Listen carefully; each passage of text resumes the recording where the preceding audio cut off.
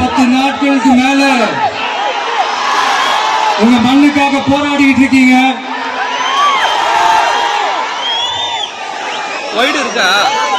உங்க போராட்டத்தை பத்தி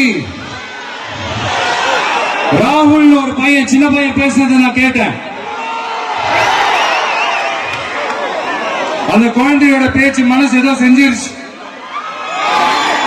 உடனே உங்க எல்லாரையும் பார்க்கணும்னு தோணுச்சு, உங்க எல்லாரையும் கூட பேசி ஆகணும்னு தோணுச்சு, உங்க எல்லாரும் கூட நான் நிற்பேன், நீ தொடர்ந்து நிற்பேன் சொல்லணும்னு தோணுச்சு.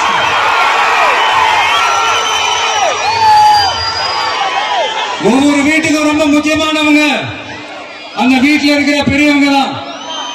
அதே மாதிரிதான் நம்ம நாட்டுக்கு ரொம்ப முக்கியமானவங்க உங்களை மாதிரி விவசாயிங்க தான்.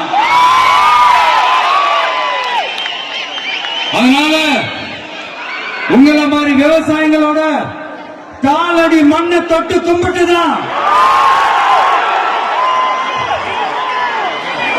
என்னோட பயணத்தை தொடங்கணும்னு ஒரு முடிவோட தான் இருந்தேன். அதுக்கு சரியான இடம் இதுதான் எனக்கு தோணுச்சு.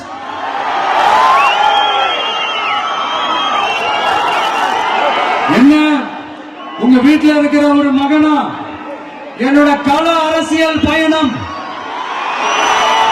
உங்களோட ஆசீர்வாதத்தோட இங்கிருந்து தான் தொடங்குது.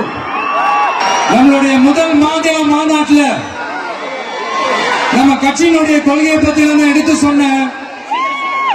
அதுல ஒண்ணுதான் இயற்கை வள பாதுகாப்பு.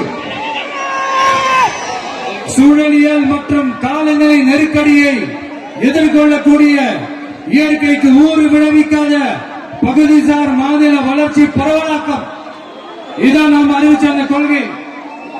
இதான் நான் இங்க சொல்றதுக்கு காரணம் ஓட்டு அரசியலுக்காக இல்ல.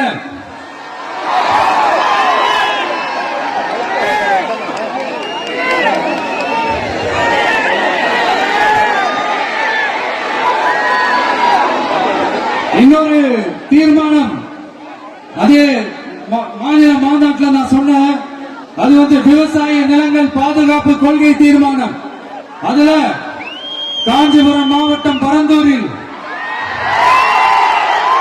1000க்கும் மேற்பட்ட ஏக்கர் பரப்பளவில் 13 நீர்நிலைகளை அடிச்சு சென்னை நிரந்தரமாக வெள்ளக்காடாக்கும் திட்டத்தை ஒன்றிய மாநில அரசுகள் கைவிட வேண்டும் என்று வலியுறுத்தின.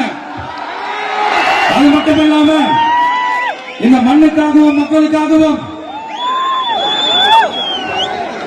நம்ம விவசாயிகள் பாதிக்கிற